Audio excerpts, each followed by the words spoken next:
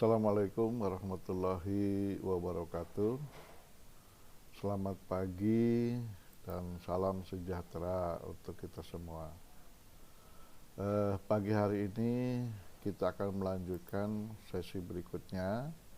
Minggu lalu kita mempelajari interaksi keruangan desa kota. Yang kita bahas adalah tentang desanya, ya. Hari ini kita akan membahas tentang kota, ya. Mengingatkan kembali bahwa minggu lalu kita mempelajari desa, ya, dan desa diklasifikasikan ke dalam beberapa klasifikasi, ya. Oleh karena itu, agar supaya diingat kembali klasifikasi desa ini.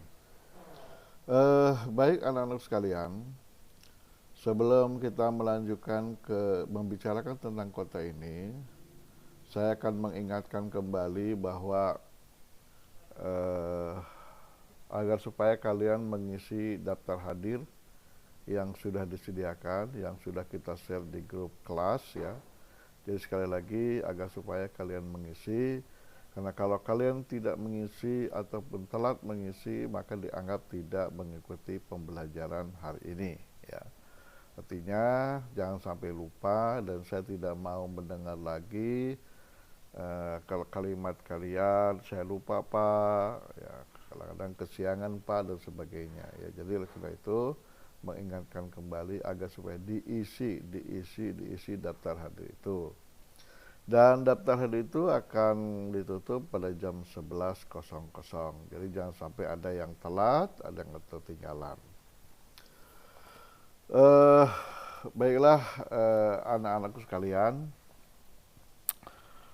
kita akan lanjutkan, kita mempelajari tentang kota, ya.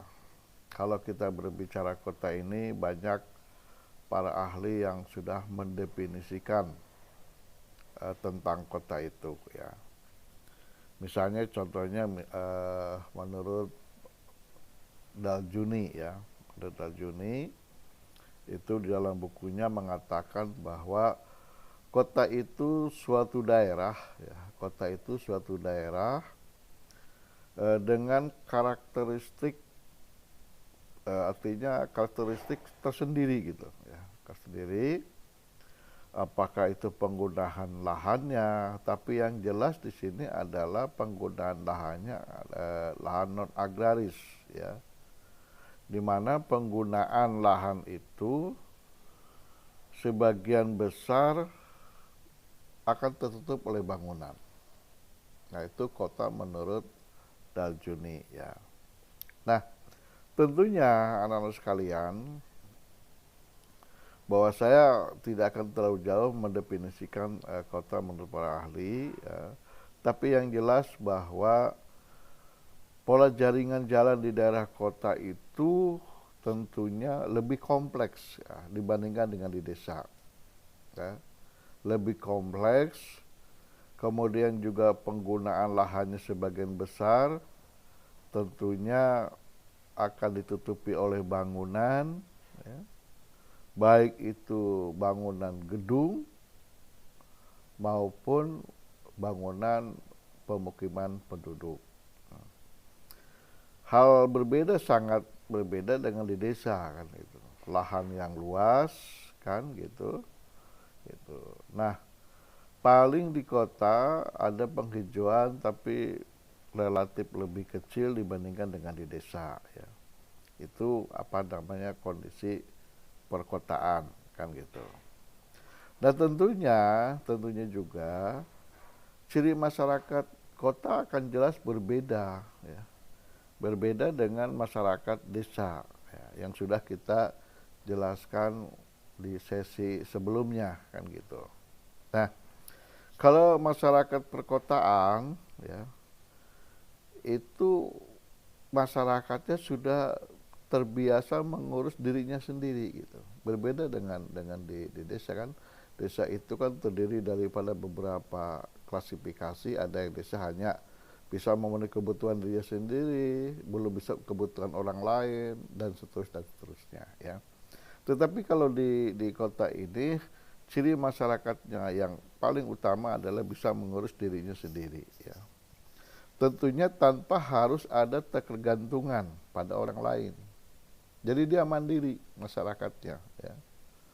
Kemudian juga pembagian kerjanya lebih tegas. Ya. Kemudian mempunyai batas-batas yang nyata. Misalnya antara jam 7 sampai dengan jam 3 atau misalnya sampai jam 4. Jadi mereka itu punya durasi waktu sekitar kurang lebih 8 jam mereka bekerja. Beda dengan di desa. Di desa itu kan tidak ada batasan waktu untuk bekerja. Ya, ini ciri khas pada masyarakat desa. Artinya pekerjaan itu lebih nyata waktunya ya. Dilihat dari segi waktu. Kemudian juga masyarakatnya lebih menghargai waktu. Ya. Kenapa? Karena kalau melampaui batas, ya itu dianggap lembur kalau mereka bekerja. Ya. Artinya ya memang benar-benar waktu itu adalah uang untuk masyarakat kota. Ya. Kemudian juga pola pikirnya, ya. Pola pikirnya yang rasional. Ya. Pola pikirnya yang rasional, kemarin sudah kita sampaikan minggu lalu, pola berpikir kota, ya. Jadi dia rasional, ya, sehingga menimbulkan interaksi, ya, interaksi sosial lebih berdasarkan pada pola kepentingan, pada pola kepentingan. Jadi hanya berdasarkan pada pola kepentingan itu timbul interaksi. Kalau dia tidak punya kepentingan, dia tidak akan terjadi interaksi, gitu ya. Bedanya di situ. Jadi karena dia lebih kepada rasional, gitu, lebih kepada rasional. Nah, itu. Jadi itu adalah di kota, ya. Nah, oleh karena itu maka perubahan-perubahan sosial, perubahan-perubahan di kota itu nampak lebih dengan nyata, gitu, ya. Kenapa? Karena kebudayaan kota biasanya terbuka, beda dengan di desa, ya, tertutup, ya. Artinya kebudayaan kita, kebiasaan kita di kota itu lebih terbuka dalam menerima pengaruh-pengaruh dari luar, sehingga untuk interaksi itu lebih mudah dan lebih cepat, kan gitu. Oke, itu kita berbicara tentang kota. Ya. Nah, kita sekarang lihat bagaimana ciri-cirinya. Ya. Kalau tadi kan secara umum, kan gitu. Sekarang kita lihat ciri-cirinya, kan gitu.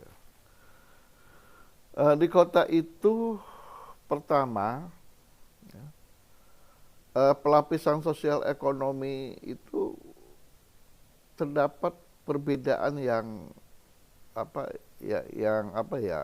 yang mencolok, gitu ya. Misalnya di bidang penghasilan, ya, akan terjadi perbedaan penghasilan, ya. Jadi ada yang taraf bawah, ada juga yang taraf tinggi, sehingga menimbulkan perbedaan yang sangat mencolok, kan gitu. Ya. Karena di kota itu ya masyarakatnya tidak homogen tapi heterogen, ya. Sumber dayanya juga sama demikian.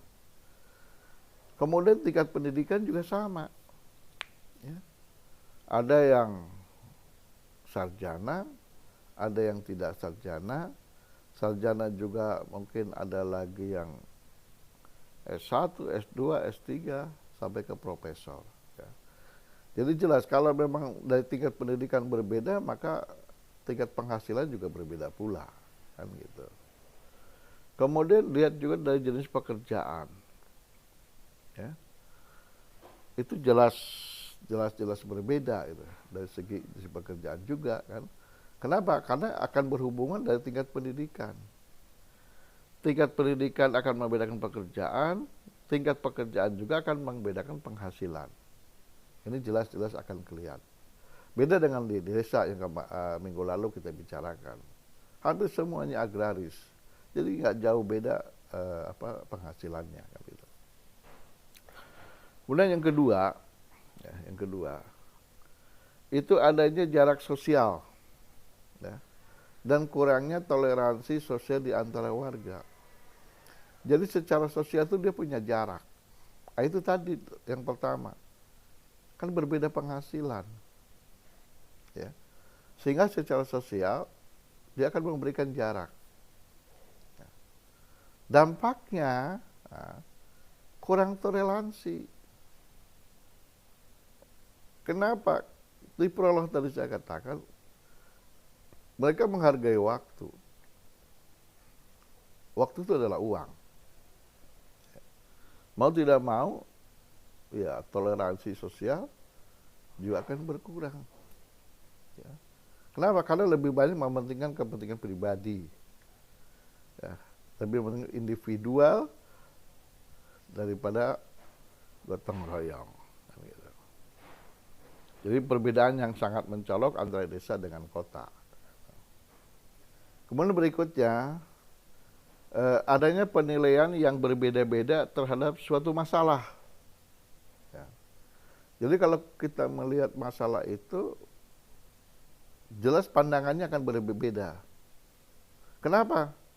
Karena pertimbangannya gue berbeda, kepentingan. Tergantung kepentingan.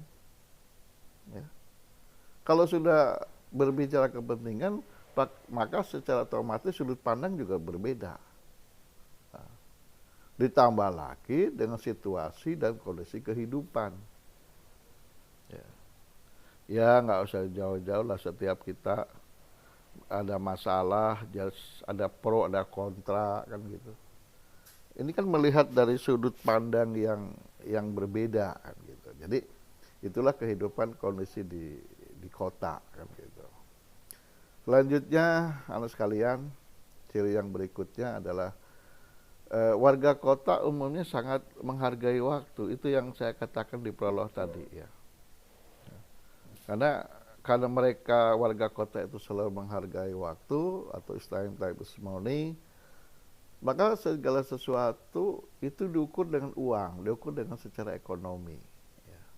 Nah ini memang menjadikan sebuah ciri kota, ya, merupakan ciri kota yang berbeda dengan desa yang sifatnya adalah gotong royong. Ya. Jadi memang bagi kalian sudah merasakan karena kalian hidup di kota, jadi ya tidak ada sesuatu yang gratis, ya. Kita buang air besar aja bayar. Musim hujan, orang bawa payung, nyodorin, kemudian kita bayar. Jadi tidak ada yang di kota itu yang sifatnya gratis. Kemudian ciri berikut masyarakat kota, ya, cara berpikir. Nah, artinya cara berpikir dan bertindak warga kota nampak lebih rasional. Nampak lebih rasional dan lagi-lagi berprinsip ekonomi gitu. Kalau dia tidak menguntungkan, ya no, kita tidak akan seperti itu, ya. Jadi tergantung kepada kondisinya. Dan jangan berharap bahwa masyarakat di kota akan sama seperti masyarakat di desa penuh dengan gotong royongan. Itu jangan berharap seperti itu. Kemudian yang berikutnya, masyarakat kota lebih mudah menyesuaikan diri terhadap perubahan sosial. Ya. Kenapa? Ya. Karena adanya keterbukaan terhadap pengaruh luar. Ya. Karena masyarakat kota itu lebih terbuka. Beda dengan di desa karena ada adat, ada norma agama, sehingga keterbukaan itu tidak seperti sebebas di kota. Nah, karena ada keterbukaan, maka pengaruh luar akan lebih cepat. Ya, akan lebih cepat diterima oleh masyarakat kota. Nah, inilah yang akan menjadikan masyarakat kota akan lebih cepat berkembang dibandingkan yang masyarakat yang selalu tertutup gitu, ya. Nah, inilah yang ciri-ciri pada masyarakat kota, ya. Kemudian berikutnya kita lihat, ya, apa sih pola dan faktor-faktor interaksi desa dan kota? Apa yang menyebabkan terjadi interaksi desa dan kota? Ya. Nah, Pola interaksi desa dan kota, yang pertama adalah pola interaksi secara sosial. Ya, pola interaksi secara sosial itu pada masyarakat biasanya ditentukan oleh struktur sosial. Ya, artinya struktur sosial masyarakat yang bersangkutan. Ya. Kalau struktur sosialnya itu, ya mohon maaf, agak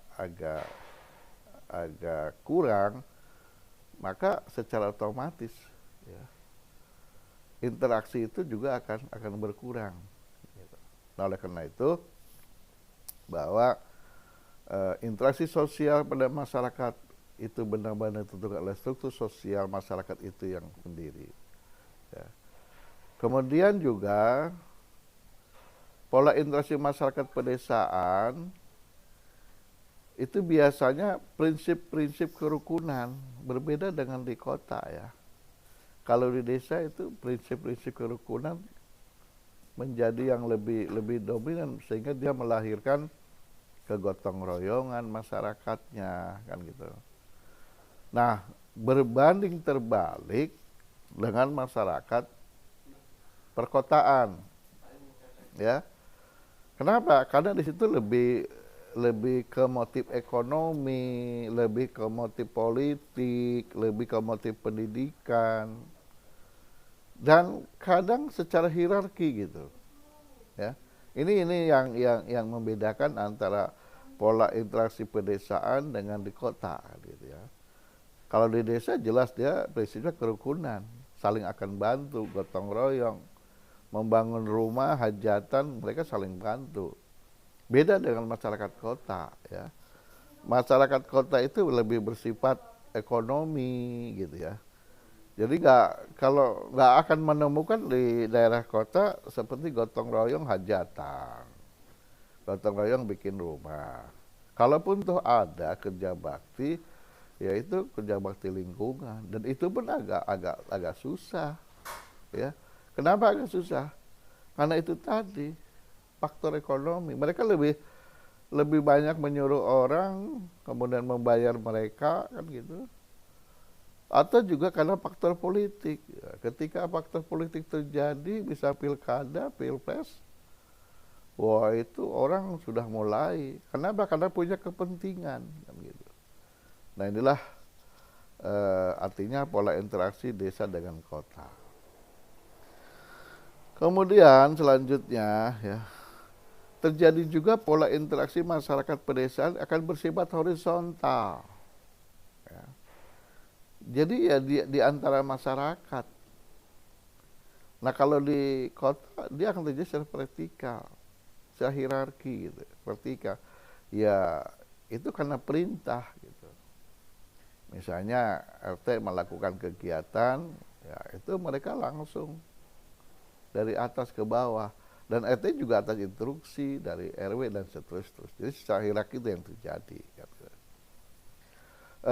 Selanjutnya juga pola interaksi masyarakat kota itu lebih banyak ke individual. Beda dengan di desa. Di desa lebih masyarakat kebersamaan. Jadi memang antara desa dengan kota selalu bertolak belakang. Jadi kalaupun terjadi di kota interaksi itu ya secara individu, ya. Nggak ada, karena punya kepentingan individu masing-masing. Berbeda dengan masyarakat pedesaan. Karena di masyarakat pedesaan itu masyarakatnya mata pencahariannya hampir sama, hampir homogen, kan gitu ya. Sebagian besar agraris, ya secara otomatis kepentingan mereka adalah kepentingan bersama. Nah kalau di kota berbeda-beda, di heterogen, maka mempunyai kepentingan yang berbeda pula. Inilah yang membedakan antara interaksi desa dengan kota. Dan lebih ini lagi, yaitu solidaritas sosial masyarakat pedesaan itu tumbuh karena adanya kesamaan masyarakatnya, gitu. Ya itu tadi yang saya ceritakan, kalau itu masyarakat agraris, gitu, maka secara otomatis pola berpikirnya, kepentingannya adalah kepentingan agraris gitu. Bagaimana sawah itu bisa subur, kemudian bagaimana panen 1 tahun itu yang 3 atau 4 kali menjadi 5, 6 kali, kan pola berpikirnya ke sana. Jadi mempunyai kesamaan. Ya. Nah, pada masyarakat kota itu terbentuk karena adanya perbedaan-perbedaan. Gitu. Nah, karena ada perbedaan itulah, ya, maka bisa terjadi solidaritas, bisa juga tidak, gitu. Tapi dengan catatan karena dia mempunyai kepentingan. Selama tidak punya kepentingan yang sama, tidak akan terjadi. Ya, tidak akan terjadi itu. Selama tidak ada kepentingan bersama. Tapi kalau ada kepentingan bersama, karena mungkin soal politik lah, soal yang lain-lain lah, kan gitu. Karena kebersamaan itu bisa terjadi. Tapi kalau tidak ada ya nggak bisa. Nah, itulah pola-pola interaksi ya, perbedaan interaksi di desa dengan di kota. Gitu. Kemudian kita lihat bagaimana bentuk interaksinya, kan gitu. Bagaimana bentuk interaksi desa dengan kota. Kan gitu. Nah, bentuknya bisa bentuk kerjasama, ya.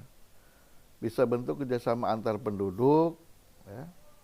Bisa juga karena penyesuaian terhadap lingkungan, bisa juga karena persaingan fasilitas hidup, atau bisa juga asimilasi. Jadi ini bentuk-bentuk dari kerjasama interaksi desa kota. Nah, kerjasama antar penduduk bisa bisnis. Ya. Kita tahu di desa itu kan penghasil bahan pokok. Ya. Orang kota jelas membutuhkan bahan pokok kehidupannya. Mau tidak mau, ya pasti ke desa untuk mendapatkan bahan pokok itu. Nah, disinilah terjadi ya kalau secara ekonomi antara jual beli lah bahasanya, berbisnis kan gitu. Kemudian juga karena penyesuaian terhadap lingkungan yang bagaimana. Nah, orang kota itu kan lingkungannya ya dibilang kotor ya oke lah ya. Terutama dalam suhu udara ya. Dalam suhu udara luar biasa, di kota panasnya. Sedangkan di desa lingkungannya bersih. Nah, kemudian udaranya juga bersih. Ya disitulah maka akan terjadi ya kalau orang bilang zaman weekend lah ya. Orang kota datang ke desa untuk mencari udara segar kan gitu. Nah, ini bentuknya sehingga di situ akan terjadi interaksi.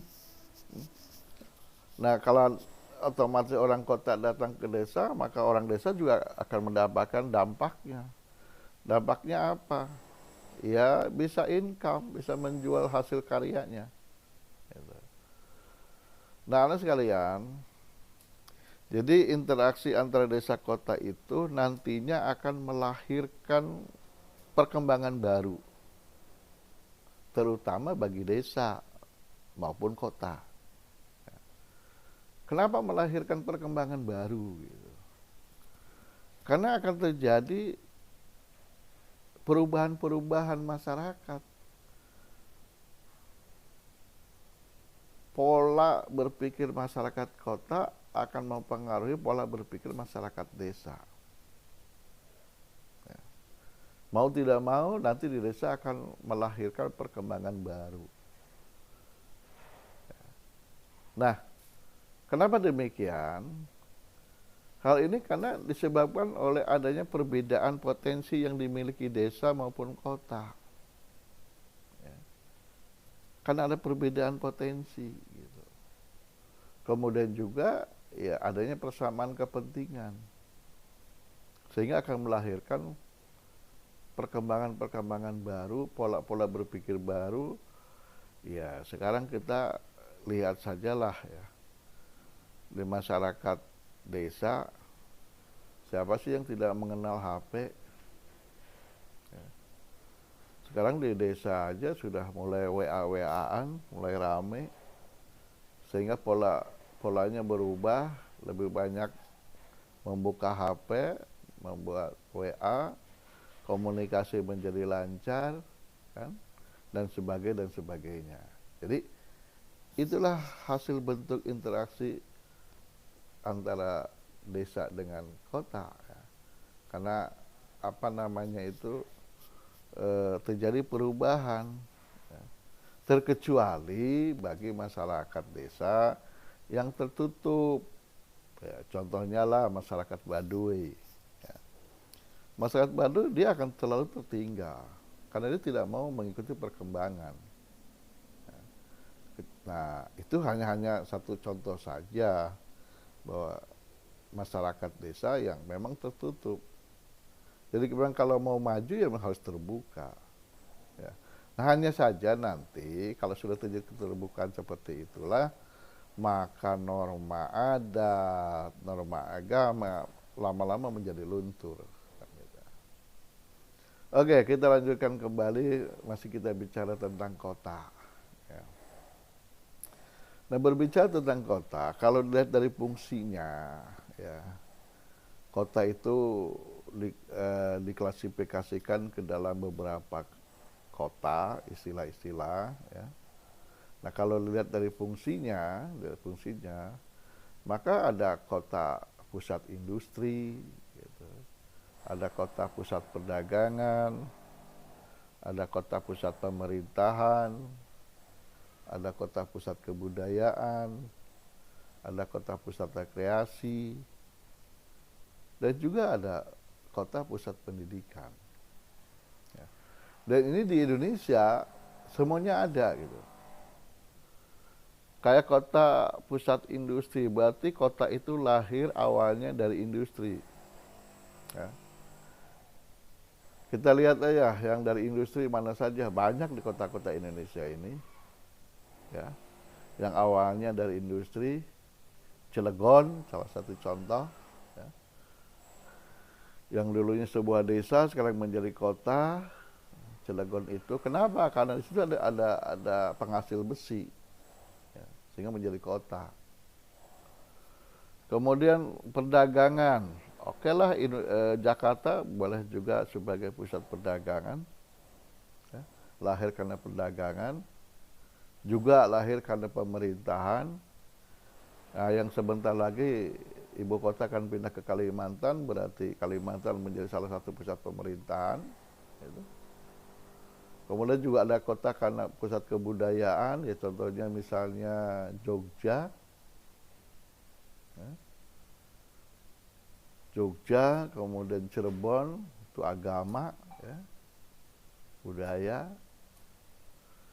Kemudian kota sebagai pusat rekreasi, contohnya misalnya Bali. Ya. Kemudian kota sebagai pusat pendidikan bisa juga Jakarta, bisa Jogja. Ya. Artinya yang sekarang sudah banyak lah pusat kota-kota yang lain pusat pendidikan, ya. Hampir semua kota-kota besar menjadi pusat pendidikan. Ya. Nah, itu contohnya saja. Nanti kalian carilah, ya, pusat industri itu di mana aja, perdagangan di mana lahir itu.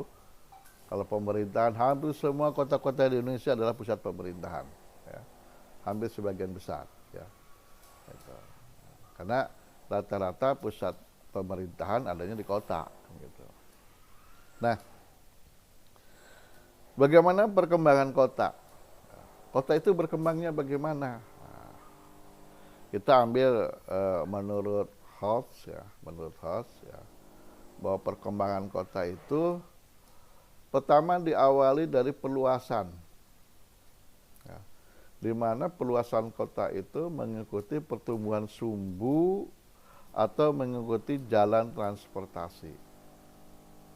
Dan biasanya tumbuh pemukiman itu antara sepanjang jalanan. Membentuk, kalau jalanan memanjang maka di samping-samping jalan itu perumahan-perumahan. Ya. Jadi membentuk pola memanjang kan gitu. Kenapa? Karena pertumbuhannya mengikuti sumbu atau mengikuti jalan transportasi. Rata-rata di Indonesia seperti itu. Tidak ada yang tengah-tengah pegunungan gitu. Nggak ada yang tanpa ada jalan di situ ada perumahan, tidak. Tapi diawali dari jalan dulu, baru situ tumbuh perkembangan kota. Kemudian menurut Todd yang kedua, biasanya bahwa daerah-daerah hinterland, artinya daerah-daerah yang luar kota, itu semakin lama akan berkembang. Kenapa? Karena pengaruh dari kota tadi. Ya contohnya lah Bekasi, Bogor, ya, Tangerang disebut dengan Botabek sekarang, itu dulu daerah-daerah ya, daerah pedesaan. Karena ada pengaruh dari kota, dari Jakarta, mereka berkembang. Kenapa? Karena penduduk Jakarta itu kan perlu pemukiman. Kalau di Jakarta belum tentu bisa. Ya. Membangun pemukiman di Jakarta tidak bisa tidak bisa horizontal, harus vertikal. Dan itu budgetnya luar biasa. Maka kemudian berkembanglah ke pinggiran. Kan gitu. Ya Bekasi, sekarang awalnya dari Bekasi banyak rumah-rumah BTN, kemudian berkembang sekarang menjadi kota. Nah inilah ya. Karena diawali dari hinterland luar, semakin lama dia berkembang. Nanti akhirnya akan bergabung pada kota yang lebih besar. Contoh nih, ini sekarang ini lagi rame, Bekasi mau gabung ke Jakarta. Bogor juga mau gabung ke Jakarta. Termasuk di dalamnya Depok. Jadi nanti Jakarta akan lebih luas lagi gitu. Nah ini contoh yang sekarang artinya lagi mulai beredar lah, ya. Gitu. Nah, kemudian yang ketiga itu menggabungkan kota inti dan kota-kota kecil yang berada di daerah kota inti atau kota konurbasi. Jadi artinya gini, dari satu titik kota ke titik kota lain, itu akan menjadi satu melalui apa? Melalui interaksi. Ya. Nah interaksi itu akan tumbuh, akan terjadi apabila jalur transportasi itu berjalan. Ya. Makanya akan dihubungkan. Nah nanti titik-titik kota itu nanti akan ketemu, ya. Sehingga dia akan berada dalam satu kota inti. Itu yang saya contohkan tadi, misalnya Bekasi, Bogor, Depok yang akan bergabung. Nah, itu, tadinya seperti itu gitu ya. Jadi itulah pola perkembangan kota menurut Holtz. Ya, gitu. Nah, bagaimana terjadi tahapan kota gitu. Kalau tadi kan perkembangannya. Sekarang tahapan pertumbuhannya bagaimana? Nah, coba kita lihat pendapat Lewis Mumford ya. Di situ membagi ke dalam beberapa tahapan kota. Yang pertama diawali dari tahapan eopolistik. Ya. Nah, eopolistik ini masyarakat desa yang makin maju, ya, yang makin maju, artinya mulai berkembang. Ingat sesi yang lalu desa itu dikelompokkan ke dalam berapa desa? Ada swadaya, ada swasembada, kan gitu. Nah, desa yang maju itu nanti berkembang, ya. Nah, berkembang, kemudian kehidupannya, walaupun kehidupannya masih dalam kegiatan pertanian, pertambangan, perikanan, tetapi pola berpikirnya, peralihan kehidupan desa, pola kehidupan desa, cara hidup berpikir desa akan berubah menjadi pola berpikir kota. Nah, Kalau menemukan masyarakat seperti itulah, maka itu kota eopolistik. Itu menurut Lewis. Gitu. Beda dengan polistik. Ya. Nah, pada polistik, kalau pada eopolis, itu baru pada perubahan perilaku kehidupan desa menjadi kota, perilakunya, artinya mulai keterbukaan segala macamnya. Tapi pada polistik itu sudah ada kegiatan industri yang cukup besar. Ya. Ada pasar, walaupun kehidupan masyarakatnya masih berorientasi pada sektor pertanian. Ya. Artinya di situ sudah tumbuh industri-industri.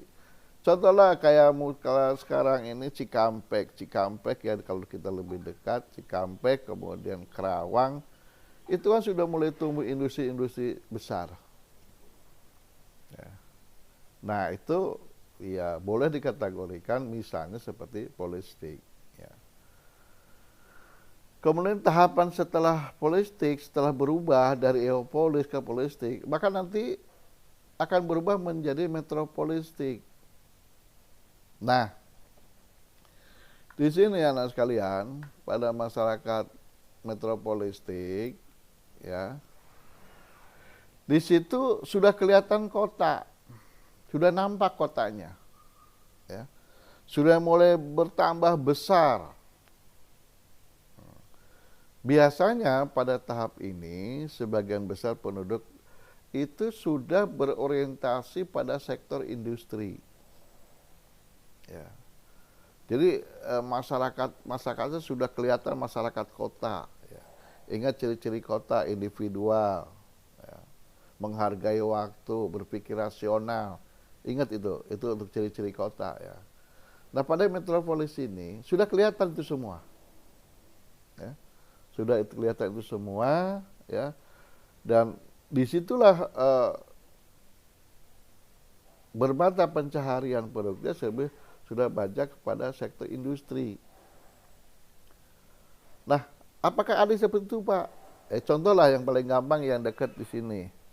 Kalau ente misalnya ke arah Cibubur, ke arah sana ke Cilengsi ya, dari Cilengsi.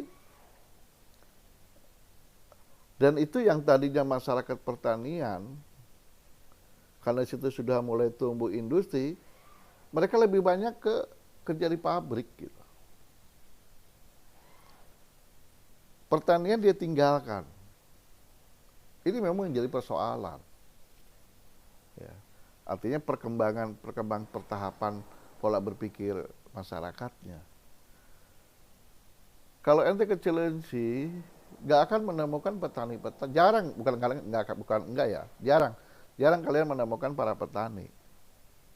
Jadi kalau disurvei, pasti mereka pekerjaannya adalah di industri, di pabrik-pabrik. Ya. Nah ini contoh saja ya, banyak loh perkembangan di pinggiran-pinggiran kita ya. Jadi kalau ke Mekarsari ente ke sana lagi ke Jonggol ya. Dulu Jonggol itu produk itu loh, produk pertanian. Kalau lagi renggang mereka menjadi pembantu. Sekarang kalau ente mencari pembantu di Jonggol udah susah karena mereka sudah bekerja di pabrik-pabrik. Nah itu sebagai contoh yang paling kelihatan oleh kita lah ya. Kita nggak usah jauh contoh ke luar Jakarta, yang kita wilayah Jakarta aja. Kemudian tadi metropolis, sekarang tahap lebih naik lagi tahapannya, yaitu tahapan megapolistik. Ya. Pada megapolis, nah disinilah tingkah laku manusianya hanya benar-benar berorientasi pada materi saja. Jangan berharap gotong royong, jangan mengharap belas kasihan, jangan berharap. Dia akan selalu membantu berdasarkan materi. Jadi benar-benar secara ekonomis. ya, secara ekonomi. Itu kalau kota sudah megapolis. Oke, pertimbangan sekarang Jakarta. Masuk mana? Ya. Metropolis kah? Atau megapolis? Nah, untuk Jakarta menuju ke megapolis. Ya. Kenapa saya katakan? Karena di kita masih ada pertanian. Coba di pinggir-pinggir. Ya. Masih ada pertanian kangkung dan lain sebagainya. Artinya masih ada agraris. Nah, sekarang sedang menuju ke sana gitu. Menuju ke megapolis. Ya. Nah, tahap berikutnya ini sudah pada puncak nih, pada puncak ya, megapolis. Kemudian masuk ke tahapan tiranopolis. Ya. Pada tahapan tiranopolis ini, ya masyarakatnya sudah tidak ada kepedulian, sudah tidak peduli kepada segala aspek kehidupan, termasuk di dalamnya adalah tingkah laku penduduknya. Ya udah, masa bodoh, ya. Lo mau ngapain, nggak mau tahu. Nah, ini mulai tanda bahwa kota sudah mulai menurun. Tinggal tutup saja, ya.